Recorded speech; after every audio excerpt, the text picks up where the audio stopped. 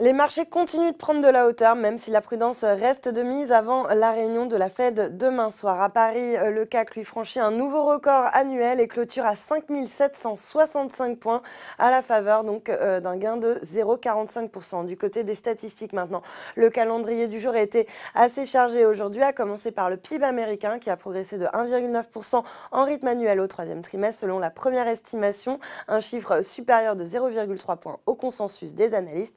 Un peu de déception en revanche du côté de l'enquête ADP sur l'emploi dans le secteur privé américain qui s'est établi à 125 000 emplois le mois dernier, un score légèrement inférieur à la prévision des analystes. Du côté des valeurs, la locomotive du CAC aujourd'hui, c'est L'Oréal qui a dévoilé une croissance de ses ventes supérieure aux attentes grâce à une forte demande pour les produits cosmétiques, notamment dans le haut de gamme, et ce en dépit de la contestation à Hong Kong. Sur le troisième trimestre, eh bien, le géant mondial des cosmétiques a donc vu son chiffre d'affaires croître de 11% à 7,18 milliards, la plus forte croissance d'ailleurs depuis 10 ans.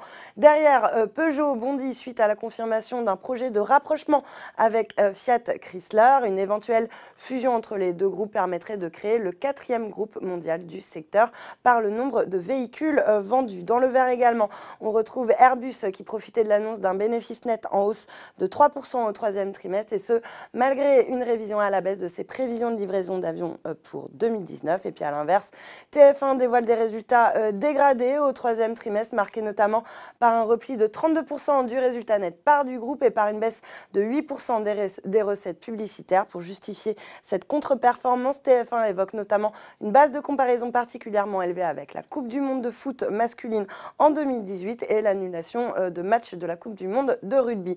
SEB se distingue également à la baisse. Les investisseurs ont sanctionné un abaissement des prévisions pour l'année 2019, ce que n'a pas manqué d'ailleurs de relever l'analyste Odo, qui reste pourtant à neutre sur le dossier. Et puis pour finir, en queue du SRD, eh bien, on retrouve Beneteau qui dégringole de plus de 15%, plombé par la forte chute de son bénéfice net au cours de son exercice décalé. Voilà, c'est tout pour ce soir, mais n'oubliez pas, toute l'actu éco et finance est sur Boursorama.